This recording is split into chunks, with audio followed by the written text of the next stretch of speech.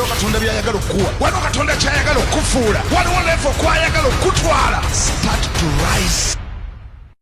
Ekkanisa waliyo ekintu kimu kyokka kyosobola ekigeraageranya nayo mu ndagaano enkadde. Ekintu kino mukimanyi, liryato lya Nuuwa.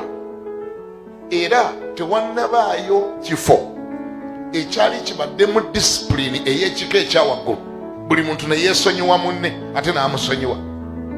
Mu lyato omwo mwokka mwe talina sitoola egamba nti Kapa ne yeefumba ku mmese n'egigoba emisinde. Kyali tikisoboka kubanga emmese zaalimu bbiri zokka. Kati nga Kapa gwe ne babeera nga bakuwaana amaddu, wallahi ya Mungu tolina bw'otandika kulya mmese y'abaana.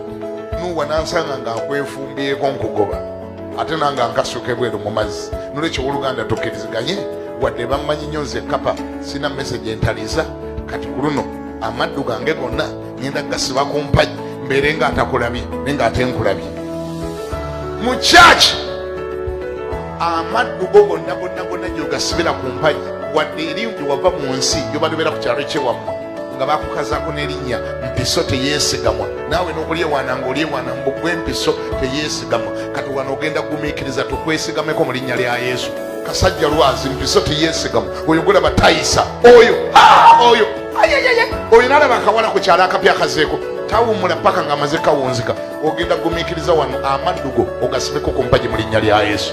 Buli muzeebwa gwonna gwe baakuwaananga nagwo ng'oli eri ebweru oluyingira mu lyato okusiba ku mpagi